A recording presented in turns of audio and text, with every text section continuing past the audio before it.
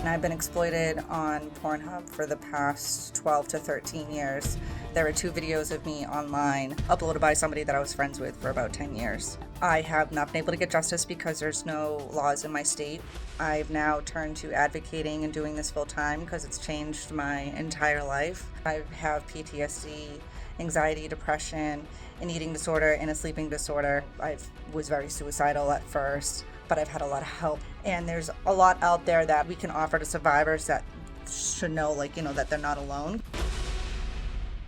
Caitlin, first off, I want to thank you for being here because it would be easier not to. Right. Tell me how you found out these videos were online, because I want people to realize this could be going on and they don't even know it. Right, and that was pretty much my case.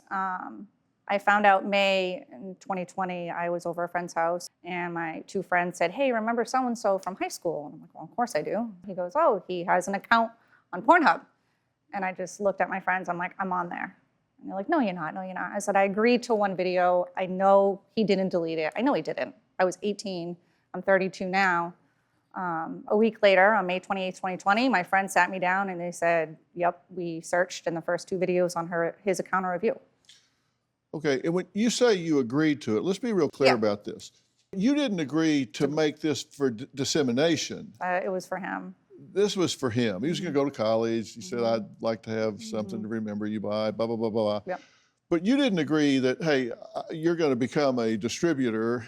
I want to make this, I agree to make this for you so you can send it out to the world. Right, nope, not at all. And these were titled with your name. And that's the one with the most views, the one that's been distributed the most, and the one that's made him the most money.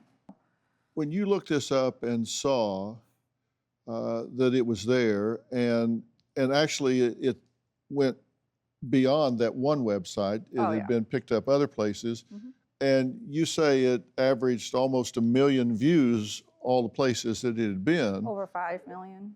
Yeah. How did that hit you? What was your reaction? I'm on over 45 websites, 5 other countries, and so far I counted up to 5 million and I stopped counting. Because you have to. You have to stop looking, you have to stop researching. Sometimes it's hard not to. I had to deal with losing friends, I had to deal with losing family members. I quit my job recently to advocate for this because it's ruined my entire life. I'm now, 2 years ago, I thought I was going to kill myself, and now I'm on Dr. Phil, so I think I'm doing something good here. Yeah, well, that's a lot better than thinking about taking your own life, because that's giving your power away to that person that exploited you, and that's the worst possible thing you could do. So I'm glad you got through that moment, and I'm damn sure glad you're here. Thank you. Instead of that. Caitlin says she met with a detective. There are no laws in her state, and they said there's just nothing you can do. Not really. I called lawyers, I called hotlines, I got laughed at, I got told there's nothing we can do in Massachusetts, there's no laws here.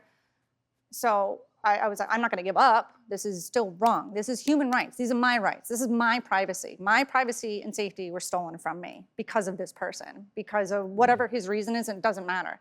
And I did confront him the day I found out, and he admitted to it. So I have his admission. I went to court. The case was dismissed this year because there wasn't enough, I guess. There's no laws, and the way that the report was written up didn't have enough, I guess, details. Do you have a story or a question for me? Click the link in the description and tell me what in the world is going on.